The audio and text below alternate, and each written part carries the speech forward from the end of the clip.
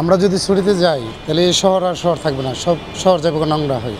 ভাই আমাদের তো ময়লাটাই না শেষ করতে হবে। আমরা শুনছি তো এবার ছুটি দিচ্ছে অনেক বেশি, কিন্তু আমাদের তো কোনো ছুটি পাই না। সবাই পরিবার নিয়ে বাড়িতে যাইব, ঈদ করবো, আমরা তো তা পারি না।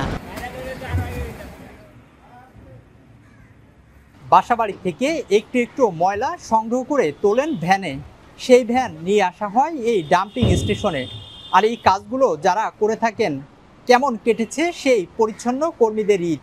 এই ব্যস্ততার মাঝে কি একটু সময় দিতে পেরেছিলেন পরিবার বা স্বজনদের? আর শুনবো তাদের সেই গল্প। ময়লাটা চাপাই দিয়ে আবার গেছি, সকালে আবার বিকালে আইছি। এমার্জেন্সি যে ময়লাগুলা এগুলা বাসা থেকে নিয়ে আইছে, ফালাইছে। সকাল 6টার সময় ঘুম থেকে উঠি, এমনও কি সকাল 5:30টার সময় ঘুম থেকে উঠতে হয়, 5:30 থেকে ঘুম থেকে উঠে কাজে আসতে হয়। ভাই আমাদের তো ময়লাটাই না শেষ করতে হবে। আমরা ময়লার আগে তারপরে চিন্তা করতে হবে। ময়লার কাজটা এটা তো অনেক কঠিন একটা কাজ, ঠিক আছে? এটা না করলে একদিন না নিলেই পরের দিনকে ফোন দিয়ে বলে এরকম ওরকম ময়লা নিতে হবে, সে আমরা ওখান থেকে নিয়ে যাচ্ছি। একদিনও মাপ নাই, এলা বিকালে করতে হয়, সকালে করতে হয়, যে সময় দরকার পড়তো ওই সময় আমাদের দরকার হয়, আমরা ওই সময় কাজ না করে থাকতে পারি না। এই আর কি। অফিস আদালতে যে আপনার সরকারি একটা ছুটি আছে, আমরা শুনছি তো এবার ছুটি দিচ্ছে অনেক বেশি, কিন্তু আমাদের তো কোনো ছুটি পাই না। আমাদের সুখ বিষয়ের জন্য এই শহরের মানুষ কেমনে ভালো থাকে এই চিন্তা আমরা করতে পারি।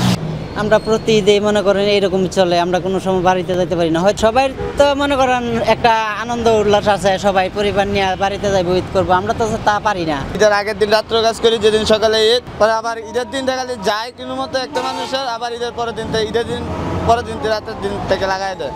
আমরা যদি ছুটিতে যাই তাহলে এই শহর আর শহর থাকবে না, সব শহর যাবে নোংরা হয়ে। আমরা মনে করি একদিন ছুটি কাটালে ডাবল ময়লা হয়ে যায়। ও বাসাতে ফোন দিতে পারেন, একদিন ময়লা না আনলে নোংরা হয়ে গেলে তো আর শহর থাকবে না, এই জন্য আমরা ছুটি বেশি একটা পাই না, যাইতে পারি না না, বাড়িতে যাবো করতে গেলে আমার তো ডেলি ডিউটি, পরিবারের বউ আছে, বাচ্চারা আছে। আমার 2 ছেলে 4 মেয়ে, তার জন্য ফোন দিছে কিন্তু যাইতে পারি না।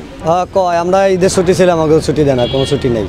ঈদের সময় আমাদের বাড়ি থেকে বাসা থেকে ফোন দিয়েছিল, কিন্তু আমাদেরও তো মন চায় যে বাসার সাথে ঈদ করি। মানে বলছিল যে আব্বু আমরা একসাথে ঈদ করবে না। ফোন দিয়ে বলে যে একসাথে ঈদ করি। আমি বলছি আব্বু আমি ছুটি পেতেছি না, তোমরা ঈদ করো, পরবর্তীতে ছুটি পেলে আমি যাবো। তো বললাম যে ময়লার কাজের লেগে তো আর যাওয়া যাইতেছে না, এটা তো অন্য কাজ না যে বন্ধ রাখলে চলবে।